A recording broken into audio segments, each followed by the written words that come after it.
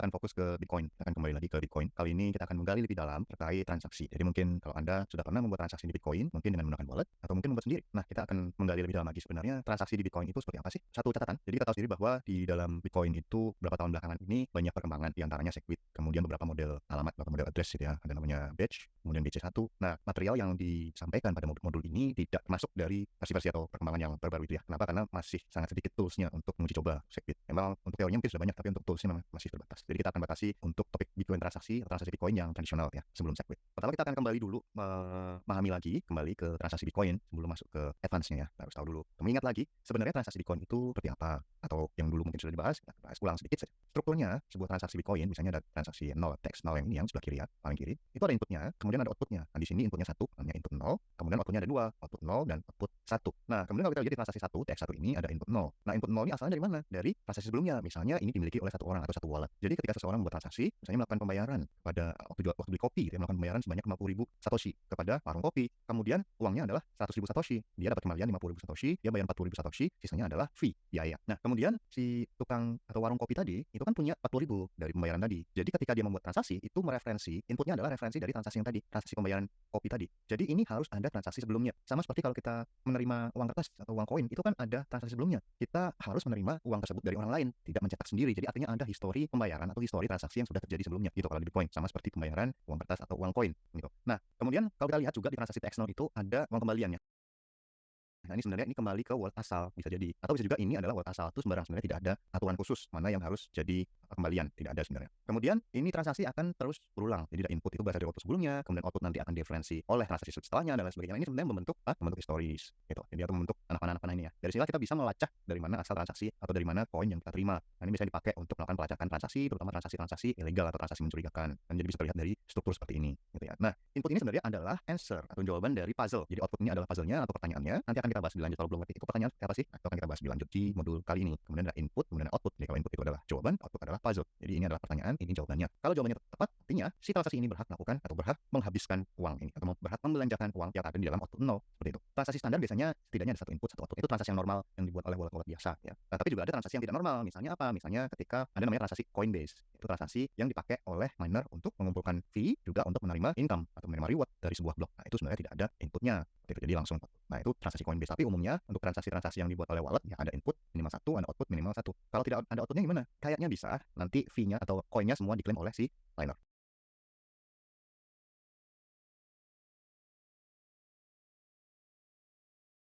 Kita juga harus tahu ada namanya base58 check encoding. Ini adalah model encoding dari data atau bytes gitu ya. Jadi di dunia computer science, data itu kan sebenarnya biner, tapi bisa direpresentasikan ke dalam banyak bentuk, misalnya ASCII. Itu bentuknya karakter, nomor, ya karakter tanda tanya, tanda titik, itu semuanya adalah ASCII. Nah, encoding ini yang base58 ini khususnya itu membantu kita terutama pada saat kita mengetik address Bitcoin gitu ya, supaya tidak salah. Jadi kalau di sini tidak ada zero dan capital letter O, ya itu tidak ada. Dimulai dari satu kan situ. Kemudian huruf besar I dan huruf kecil L itu hilang di sini. Jadi hanya ada 58 karakter di sini. Jadi pakai untuk merepresentasikan biasanya alamat Bitcoin karena biasanya kita ketik satu persatu ya karakternya. Kalau nanti ada yang salah alamatnya ya hilang kan nanti uangnya. Nah, ini base 58. Jadi Bitcoin pakainya base 58. Nah, kalau ini cara untuk membuat Bitcoin address. Jadi Bitcoin address ini kalau kita lihat struktur di sini atau bagian di sini sebenarnya dia bukanlah public key. Kan kita sudah belajar public key dan private key, yaitu salah satu teknik di dunia kriptografi gitu ya untuk membuat digital signature atau untuk enkripsi. Nah, tapi Bitcoin address ini sebenarnya bukanlah public key. Ya, bagi atau dibuat dari public key tapi dia bukan public key. Caranya gimana? Nah, caranya seperti ini. Jadi public key kalau ECC atau elliptic curve cryptography yang dipakai di Bitcoin itu ada dua bagian. Karena elliptic curve ini kan sebenarnya adalah titik dari sebuah koordinat ya. Yang pasti ada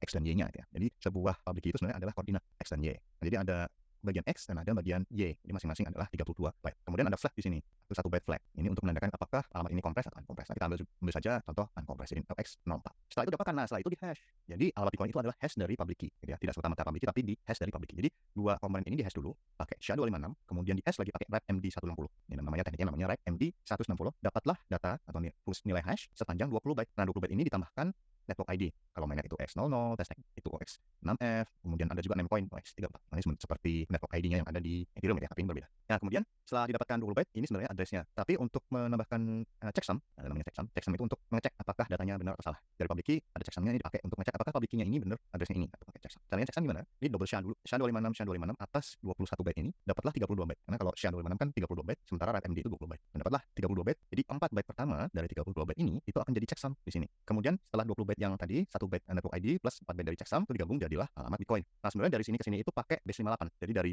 binary atau bytes ya, bytes biasa itu dikonversi jadi base 58 encoding gitu ya. Caranya gimana pakai modul 58, modul 5 yang tadi ya, gitu. Jadi metode untuk konversi dari public key ke alamat Bitcoin. Jadi ketika kita mendapatkan alamat Bitcoin itu tidak serta-merta kita tahu public key dari seseorang. Nah, tapi nanti kalau sudah dipakai, nah itu bisa jadi kita lihat, kita tahu publicnya apa. Nah, kemudian ada namanya little endian. Ini sebenarnya adalah representasi data. Jadi kalau angka biasa yang kita pakai di kehidupan sehari-hari itu namanya big endian. Misalnya kita menulis 10.000 di sini. Ya, jadi angka paling signifikan itu kan 1, kemudian diikuti dari ini 100.000 ya. Jadi 100000.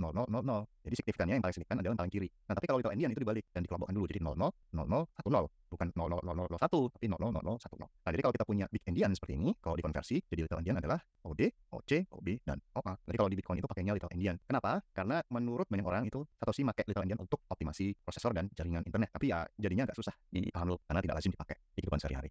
Kelemahannya.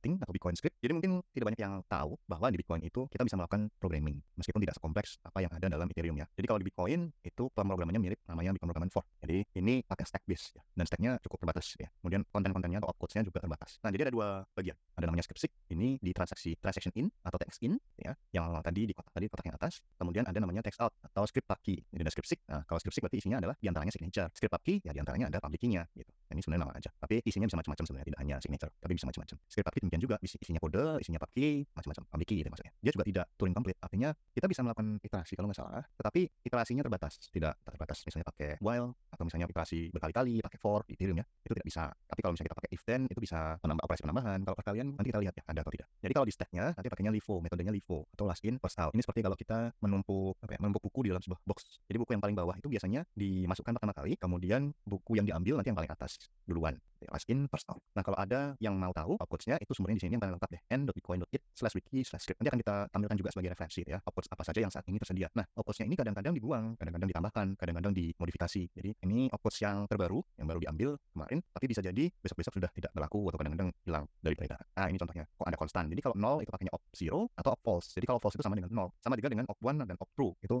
1 ya. Kemudian ada push data 1, push data 2, push data 4, op1 naked yaitu -1, op2, op16. Ini bisa dipakai. Ini kalau kita pakai konstannya. Biasanya yang sering dipakai op0, op1 ya. Push data ini pernah pakai tapi untuk yang kompleks. Flow control ini kalau mau pakai op if, not if, op else, and if, verify. Ini verify nanti kita sering pakai juga. Kemudian ada op return. Op return akan kita bahas khusus ya, spesifik. Kemudian ada stack, macam-macam. Nanti ada op loop ini dipakai macam nih. Jadi yang ini masih berlaku semua. Tapi belum tentu kita menggunakan ini untuk transaksi sehari-hari gitu ya. Bisa dipakai di transaksi membuat scripting di sebuah transaksi, tapi biasanya transaksinya kompleks, bukan untuk sehari-hari. Nah, ini yang merah-merah ini disable nih. Kenapa? Karena biasanya berat. Jadi splice ini banyak yang dibuang atau banyak yang dinonaktifkan. Demikian juga dengan bitwise logic karena dianggap terlalu berat. Kecuali op equal dan op equal verify. Jadi op equal verify ini adalah sama dengan op equal ditambah op verify gitu. Kalau op equal nanti ada hasilnya, kalau op equal verify hasilnya akan dibuang. Jadi tidak ada outputnya. Perbedaannya di situ. Aritmatik juga bisa kita pakai, tapi yang perkalian pembagian mode less shift right shift ini dihilangkan. Adanya juga penambahan pengurangan op naked ada, kemudian equal operasi equality itu masih ada, less than greater than, less than or equal, greater than or equal, op min, op max, op within ini masih ada semua.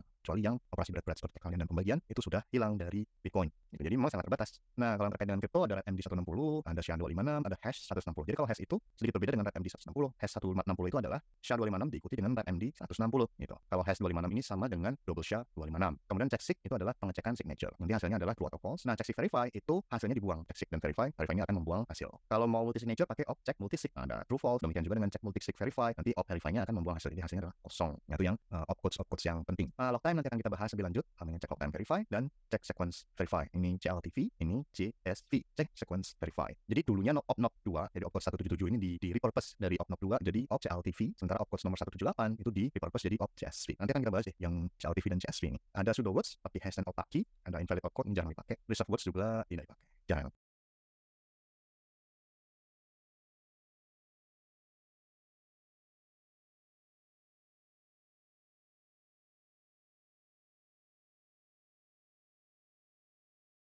Beberapa model transaksi yang populer, ini salah satu yang paling sering kita pakai sehari-hari, misalnya kalau kita mau melakukan pembayaran ke orang lain, pembayaran Bitcoin ini ya, melakukan transfer maksudnya, dari alamat kita ke orang orang lain, itu biasanya namanya adalah pay to address atau juga dinamai pay to public key hash, pay to PTE.